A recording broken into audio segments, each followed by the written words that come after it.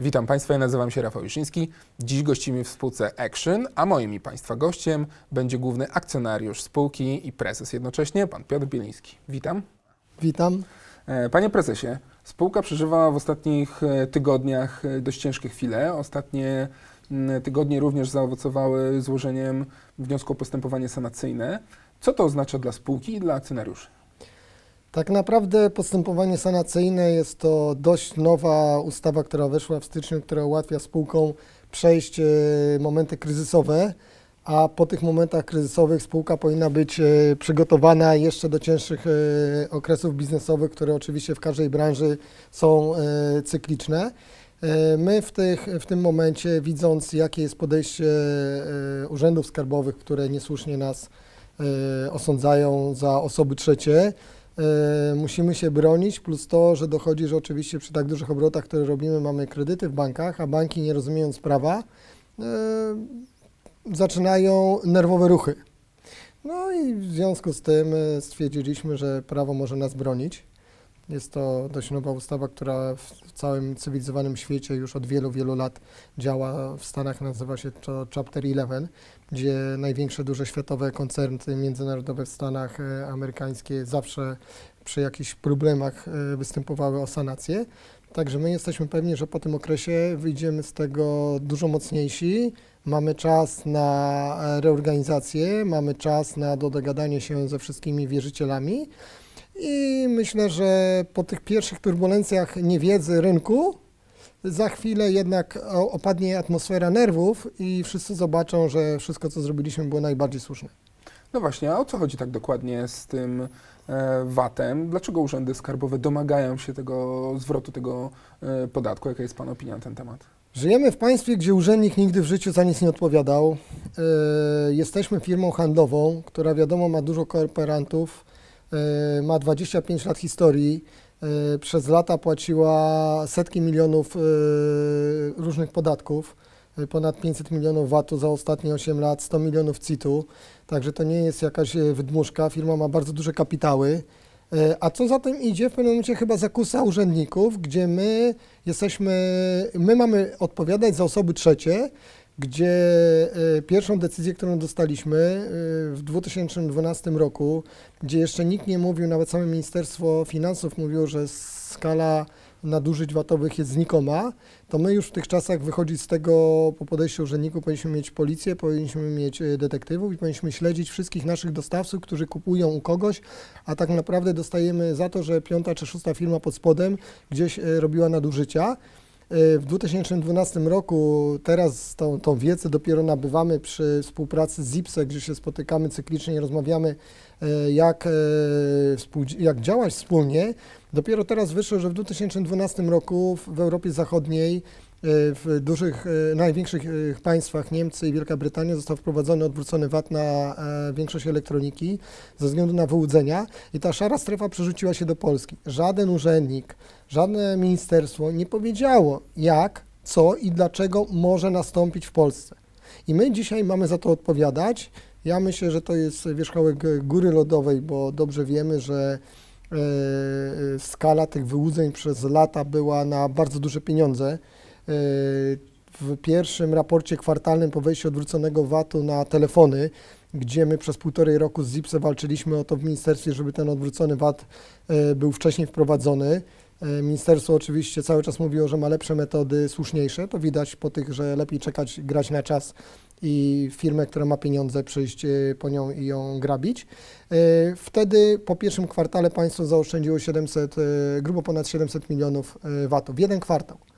A teraz my mamy odpowiadać za oszustów, którzy przy niewiedzy naszej zaczęli okradać państwo polskie, a urzędnik nic nie zrobił, żeby nam pomóc i na żadne pytania nasze nie odpowiadał. Jaka jest ścieżka obrony przyjęta przez spółkę? Co oprócz sanacji możecie zrobić? Znaczy my ogólnie rzecz biorąc dostaliśmy 2 decyzje, do tych decyzji się odwołaliśmy. W tej chwili w Izbie jest podobno bardzo dużo pracy, bo tych decyzji z różnych branż jest bardzo dużo. Będzie ten okres trwał pewno 2, 3, 4, 5 miesięcy. Do tego czasu będziemy pewno składać dodatkowe wyjaśnienia, dodatkowe dokumenty. Jak się potoczy, no ja uważam, że pewno trafi i do sądów sprawa, no i w sądach latami. Wiemy, jak w Polsce w sądach trwa sytuacja, wiemy, jak duże podmioty w tej chwili walczą w sądach o duże kwoty i jak długi to jest okres. Część banków ścięło finansowanie dla Action. Jak to wpływa na działalność operacyjną obecnie? Powiem inaczej, może nie ścięło, tylko zamroziło to finansowanie. Dobrze wiemy, że spółka przy tak dużych kapitałach, bo tak jak powiedziałem, ponad 360 milionów, przy tym, że dzisiaj ten biznes jest jest mniejszy niż był jeszcze rok, 2 lata temu, bo branża dzisiaj przechodzi też bardzo istotne zmiany, nie ma innowacyjnych nowych produktów, także nic tą branżę nie ciągnie do przodu, poza tym, że dzisiaj, żeby wygrać na rynku, trzeba albo wydłużyć termin płatności, albo wziąć więcej na magazyn i to będzie leżeć o 1 kwartał dłużej. My przyjęliśmy strategię w połowie pierwszego kwartału, że schodzimy ze stanami magazynowymi, nie zgadzając się z wieloma dostawcami, z wieloma producentami, z tym, że będziemy tylko pompować stany magazynowe, co pozwoliło nam, że tej gotówki przez ten okres i zapotrzebowania finansowego było dla nas dużo mniejsze.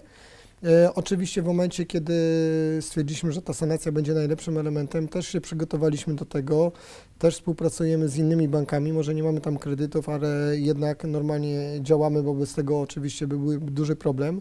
Myślę, że może nie teraz, ale za chwilę trzeba będzie jakiś wykładnik dla firm zrobić, jak działać przed procesem sanacyjnym i po procesie, żeby nie zrobić jakichś błędów, bo się nauczyliśmy, co nam może zagrażać, plus to, co nam może pomóc.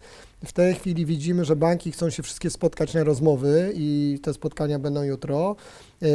Banki najpierw wstrzymują, zamrażają konta, a dopiero po 2 tygodniach przychodzą do nas sprawdzić, czy mamy zabezpieczenia, które mieli pod te kredyty, a zabezpieczenia są 3 razy większe niż kredyty, tak? Także no, kuriozalne dzisiaj jest, że ktoś najpierw mając wielomilionowe zabezpieczenia, zabiera kredyt, a dopiero po paru tygodniach czy po 2 przychodzi sprawdzić, czy te zabezpieczenie jest. To jest piękne. Jak ocenia Pan obecnie perspektywy w branży dla kolejnych kwartałów? Czy dalej będziemy widzieć w sprawozdaniach Action spadek przychodów i marż? To znaczy tak, w tej chwili dobrze wiemy, że mamy ten najcięższy miesiąc, może 2, gdzie po pierwsze banki się trochę usztywniły, rynek tego nie rozumie, ubezpieczyciele podchodzą do tego nerwowo, także nie ma co się oszukiwać, że ten kwartał będzie najsłabszy według ostatnich kwartałów. Natomiast nie wierzę, żebyśmy za 2-3 miesiące nie powrócili na normalny biznes taki, jak robiliśmy w lipcu, czerwcu. Także to powinno powodować, że będziemy już normalnie robić biznes. Natomiast myślę, że jest bardzo dużo niewiadomych na rynku, co się zdarzy, czy będą nowe decyzje, czy nie będą, jak branża będzie odczuwać spadek zaufania w rynku finansowym i ubezpieczycieli, bo praktycznie codziennie dzisiaj słyszymy, że duzi gracze tracą albo limit kredytowy, albo banki nerwowo podchodzą gdzie indziej, bo też wiedzą, że wszyscy kupowali w tych wszystkich firmach. To nie jest tak, że tylko jeden Action jest zły i Action, tak jak czytam na forach, jest oszustem, złodziejem, bo nie zapłacił VAT-u. My zapłaciliśmy zawsze i tak jak powiedziałem, 500 milionów ponad VAT-u za ostatnie lata. To, że któryś z naszych klientów, mówię, 5., 6. pod spodem, a nas chce się za to, a od nas chce się pieniądze, zobaczymy. No ja myślę, że niepokój rynku jest bardzo duży, natomiast nas broni prawo sanacyjne. Kurs akcji od połowy lipca spadł z około 14 zł do około 5 zł.